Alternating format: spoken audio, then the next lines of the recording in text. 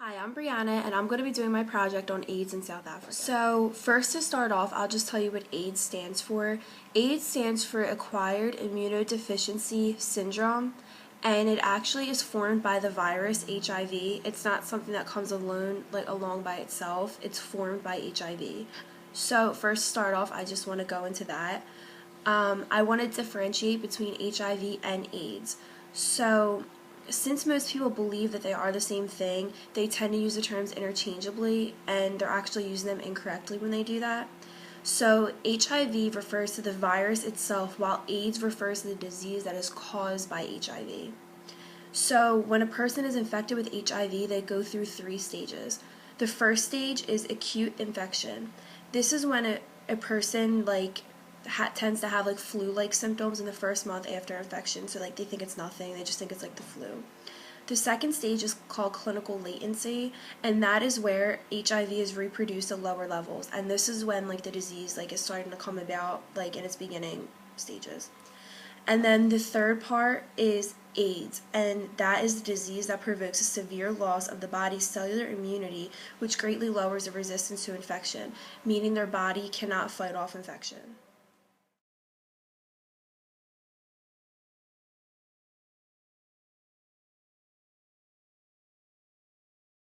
So, just a little bit of history about HIV and AIDS. So, HIV was first believed to come about by chimpanzees in West Africa. Um, these chimpanzees had SIV, which is the chimp version of HIV, and it was transmitted to the humans when they would hunt these chimps and eat them and come in contact with their blood. And later on, the SIV mutated into our human form of HIV. Contrary to popular belief, HIV and AIDS did not take over every part of Africa at a point. In fact, South Africa was not infected until the mid 1980s by this disease. Now, unfortunately, it's one of the most affected countries worldwide. 7 out of the 11 countries that exist in South Africa exceed 15% for their infection rate. So, this is just a chart that shows HIV prevalence in Africa in the year 2009. So, for example, you can see that in Ghana, 260,000 people were infected with HIV and 18,000 people died. And you can also see that in Nigeria, 3,300,000 people were infected and 220,000 people died.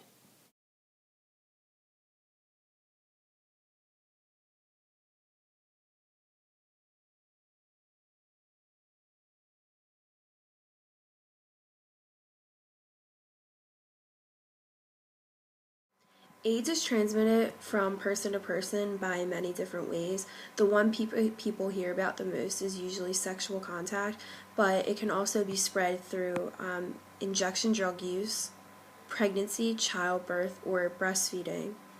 Occupational exposure, meaning if you're a nurse, doctor, if you work in a hospital, anything like that. And finally, a blood transfusion or organ transplant. So, AIDS cannot be transferred through the air just by talking to someone. You have to have some kind of bodily contact with that person.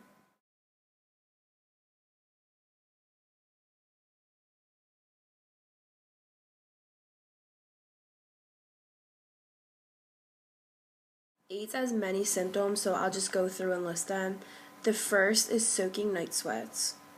The second is a fever that's higher than 100 degrees for several weeks. The third is a cough. Fourth, shortness of breath. Fifth, chronic diarrhea. Six, headaches. Seven, unexplained fatigue. And eight, white spots or lesions on tongue and inside of your mouth. I'm just going to show a few pictures of what HIV symptoms look like.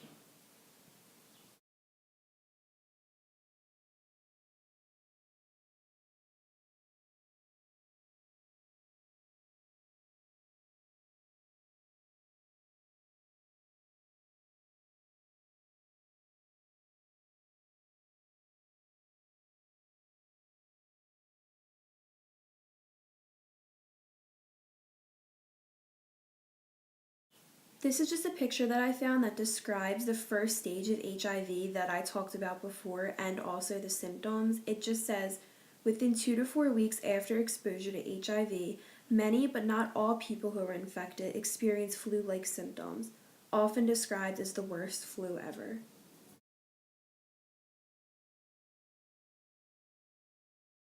In South Africa, HIV was first diagnosed to two men, so it came about to be in their country as a homosexual disease.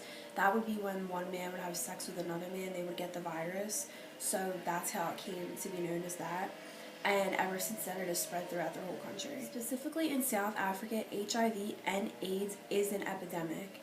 As of 2012, 6.1 million people were living with HIV, and 240,000 South Africans had died from AIDS. So you can see according to this chart that adults aged 20 to 64 were the most highly infected by HIV.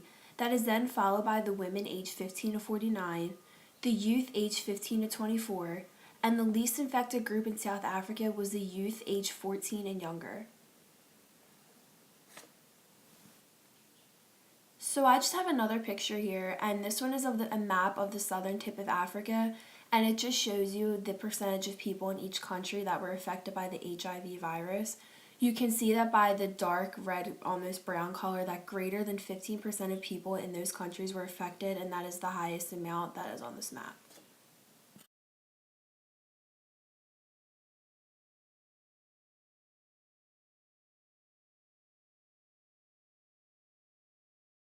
As I was doing my research, I read an article entitled AIDS Progress in South Africa is in Peril. It was written in 2014 and published in the New York Times. I found it really interesting because it talked about how the U.S. helped the South Africans with their AIDS prevention and treatment and things like that. So it was explaining how AIDS and other infections had gotten better in South Africa, so much better, in fact, that undertakers in South Africa were placing signs around just like this one. So you can see in the top left-hand corner, there's a sign that says tombstones are available, buy one, get one free. This is because the undertakers had such high business, but when the infection started to drop, sales of tombstones also began to drop. So therefore, they were giving one away for free when you would buy one.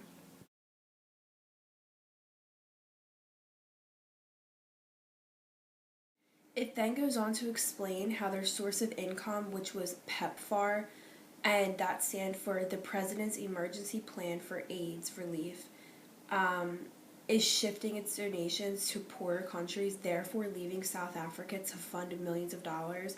So basically, the U.S. had this fund for South Africa so that they could build clinics and treat people that had AIDS and things like that. And they were basically taking the money that they had for them people and giving it to someone else so that they could help their people, which is nice, but it left South Africa to raise money for themselves, basically millions of dollars they needed to find and fund for themselves. And since that task is nearly impossible, not just for South Africa, but for anyone, it left a lot of room for the disease and other infections to worsen in South Africa.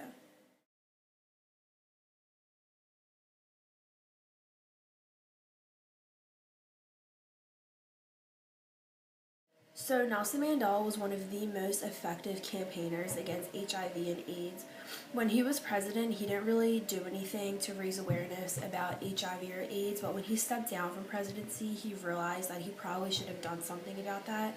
So to make up for it, he tried to convince the government to make medication available for a lot of the people that suffered from this terrible disease.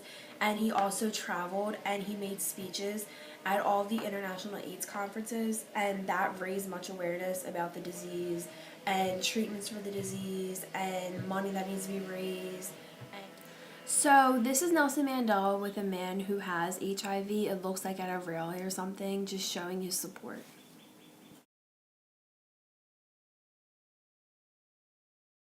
This is a picture of Nelson Mandela at one of the international AIDS conferences. This one is in Paris.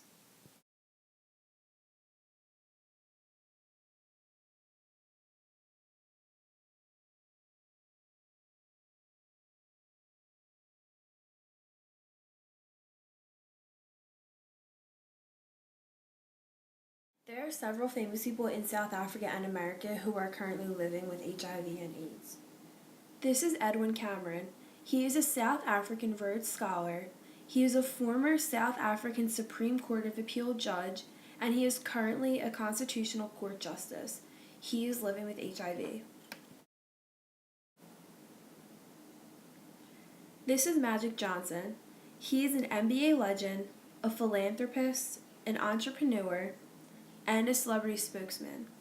He is also living with HIV. This is Rock Hudson. He was diagnosed with AIDS in 1984. He was believed to have contracted the HIV virus through transfused blood, which came from an infected donor. In 1984, he died in his sleep.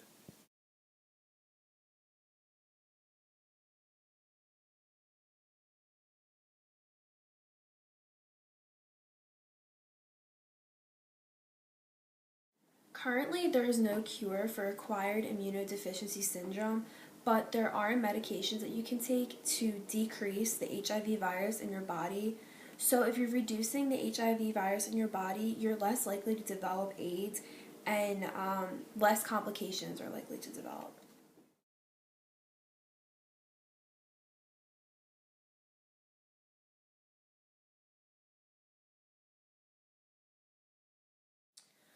Although there's no cure for AIDS in South Africa currently, there is a system of prevention that's being put in place.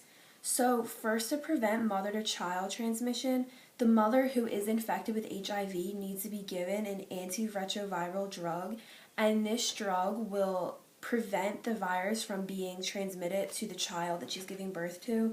And since this has been done, mother to child transmission has decreased. Condom use is also a large HIV prevention tool. From 2007 to 2010, the sale of male condoms increased by 60%. Another study shows that male circumcision can reduce the risk of HIV transmission also by 60%. And finally, just a basic education, knowledge, and awareness of HIV can rid South Africa of the disease. So just to end my video, I wanted to show this picture. This is a man in South Africa who was affected by the AIDS disease. It says 4,300 people die from AIDS each day. I think this is really important to show people because there are many ways that we can prevent and help the people who have AIDS, and this picture just raises much awareness.